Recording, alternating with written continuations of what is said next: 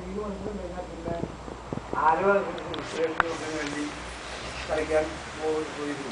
ഞാൻ പ്രൊഫഷണലായിട്ട് തന്നെ അന്ന് കളിക്കാൻ പോയിരുന്നു. ഞാനും അതുപോലെ നമ്മളെ പൗലോസ്, അതുപോലെ മറ്റേ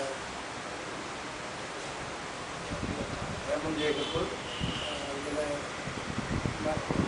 മറ്റേ ജേക്കബ്, പിന്നെ രാജു, അങ്ങനെ തുടങ്ങി സംസ്ഥാന കളിക്കാരായിരുന്ന എല്ലാവരും ഒരുമിച്ച് ഞങ്ങൾ കേരളത്തിൻ്റെ പല ഭാഗത്തും കളിക്കാൻ പോയിട്ടുണ്ട്. ഞങ്ങളെല്ലാം കളിക്കാൻ കൊണ്ടുപോയിരുന്ന ആള് നമ്മുടെ ജോസാണ്, മരിച്ചുപോയി, ചെയർമാൻ്റെ മുകളിൽ ചെയർമാൻ്റെ മുകളിലാണ് ഞങ്ങളെല്ലാം കളിക്കാനൊക്കെ കൊണ്ടുപോയിരുന്നത്. അങ്ങനെ പലയിടത്തും കളിക്കാൻ പോയി. തിരിച്ചു വന്ന് രാത്രികളിൽ ആലുവ മുനിസിപ്പൽ സ്റ്റേഷനെ പറ്റി ഓപ്പോസിറ്റുള്ള പ്രകൃതി സെമിനാറിയുടെ അവിടെ താമസിക്കുകയും ചെയ്തിരുന്നു. അങ്ങനെ ആലുവയായിട്ട് എനിക്ക് വളരെ കൂടുതൽ ബന്ധമുണ്ടായിരുന്നു. ആലുവ ബൈപ്പാസ് വന്നു കഴിഞ്ഞാൽ പിന്നെ ആലുവ ടൗണിൽ പ്രവേശിക്കാനുള്ള യാത്രകളാണ് പറഞ്ഞത്. ആലുവയിലെ നമുക്ക് ധാരാളം സ്ഥലപ്രവർത്തകരും മ്യൂണും അതുപോലെ തന്നെ മോമാരിയും എല്ലാവരും വളരെ അടുത്ത മുസ്ലിം വളരെ അടുത്ത സഹപ്രവർത്തകരും സുഹൃത്തുക്കളുമാണ്. അപ്പം അങ്ങനെ ആ നിലയിൽ ആലുവയായിട്ട് വന്നപ്പോൾ ബന്ധപ്പെട്ടിട്ടുണ്ടെങ്കിലും പിന്നീട് ഞാൻ നിയമസഭ അംഗമാണെങ്കിൽ കേന്ദ്രീകരിച്ചുള്ള പ്രവർത്തനമാണ് നടത്തിയിരുന്നത്. അതായത് ഇവിടെ ഒരു പ്രസ് ക്ലബ്ബ് സജീവമായിട്ട് പ്രവർത്തിക്കുന്നുണ്ട് എന്നുള്ളത് മനസ്സിലായതിൽ എനിക്ക് വളരെ സന്തോഷമുണ്ട്. ഈ പ്രസ് ക്ലബിൻ്റെ പ്രവർത്തനങ്ങൾക്ക് ഞാൻ എല്ലാ ഭാവങ്ങളും നൽകുകയാണ്. എൻ്റെ പ്രവർത്തനങ്ങൾക്ക് നിങ്ങളെല്ലാം സഹകരണം അഭ്യർത്ഥിക്കുകയും ചെയ്യുന്നു. ആലുവയുടെ എറണാകുളത്തിലും നെടുമ്പശ്ശേരിക്കും ഇടയിൽ പണ്ടത്തെ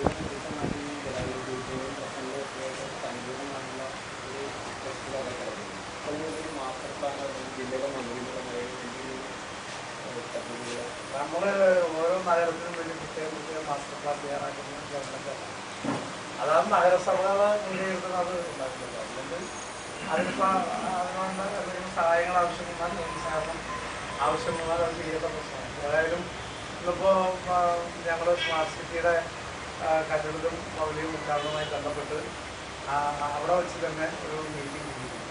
അതിനകത്ത് ശ്രീ ഇബ്രാഹിമും അതുപോലെ ശ്രീ കുഞ്ഞാലിക്കുട്ടിയും പീഡബ്ല്യു സെക്രട്ടറിയും ഉണ്ടായിരുന്നു. അപ്പോൾ ഞങ്ങൾക്ക് ഒരു പ്രധാനപ്പെട്ട തീരുമാനം സ്മാർട്ട് സിറ്റി മറ്റേ സീപോർട്ട് എയർപോർട്ട് റോഡ് അങ്ങോട്ട് നീട്ടാനുള്ളതാണ്. അതിന് എയർപോർട്ട് വരെ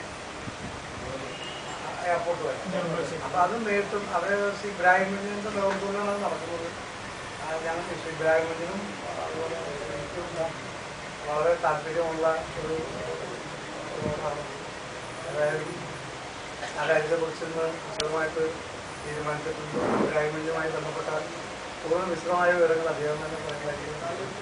ഏതായാലും ആലുവയുടെ ഗതാഗത കുരുക്കിനും എല്ലാം ഒരു പരിഹാരമായി ആ റോഡ് മാറും. അത് ആലുവയുടെ വികസനം കുറേ കൂടി ടൗണിൽ നിന്ന് കുറച്ചുകൂടി കിഴക്കോട്ട് മാറാനിടയാവുകയുള്ളൂ. മാളാലയം ആ പ്രദേശത്ത് കൂടി നീങ്ങാനതൊക്കെ വരും.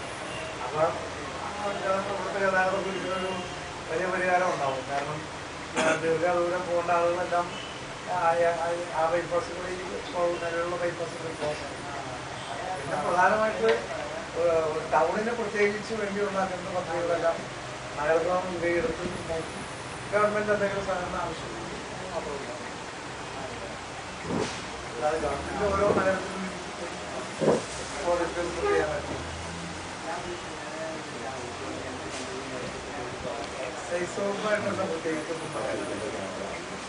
അങ്ങനെ പോകാനാണ് ആലുവ സ്പിരിറ്റിൻ്റെ ഒരു കേന്ദ്രമായിരുന്നു. അതായത്